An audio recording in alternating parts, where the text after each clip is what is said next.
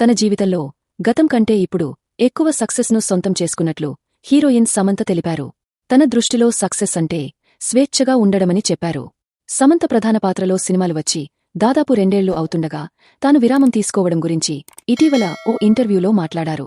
విరామం తీసుకున్న తర్వాత విజయానికి నిర్వచనం మారిందని అర్థమైందన్నారు. విజయానికి సీక్రెట్ ఏంటంటే స్వేచ్ఛ అని చెబుతాను. జీవితంలో అభివృద్ధి చెందడం, పరిణితి సాధించడం, బందీగా ఉండకపోవడమే నా దృష్టిలో స్వేచ్ఛ. అదే నా విజయం. గత 2 సంవత్సరాలుగా నా సినిమా విడుదల కాలేదు. అయితే ఈ విరామం సమయంలో నేను చాలా స్వేచ్ఛగా ఉన్నాను. నా చుట్టూ ఉన్నవాళ్లు గతంలో పోలిస్తే నేనిప్పుడు విజయం సాధించానని అనుకోవడం లేదు. కాని నా దృష్టిలో నేను గతం కంటే ప్రస్తుతం ఎక్కువ సక్సెస్ఫుల్గా ఉన్నాను. నేను చేసే ఎన్నో పనులు నాకు ఉత్సాహాన్నిస్తున్నాయి.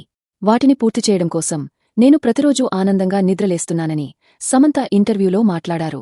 సమంత సినిమాల పరంగా బిగ్ స్క్రీన్పై పూర్తిస్థాయిలో కనిపించి దాదాపు 2 ఏళ్లు అవుతోంది. ఇటీవల వచ్చిన శుభ మూవీలో మాతాజీ అనే అతిథి పాత్రలో కనిపించారు.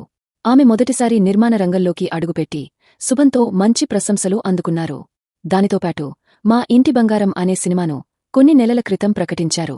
ఆ తర్వాత ఎలాంటి అప్డేట్ ఇవ్వని సమంత షూటింగ్ జూన్ నెలలోనే ప్రారంభం కానుందని రీసెంట్గా వెల్లడించారు.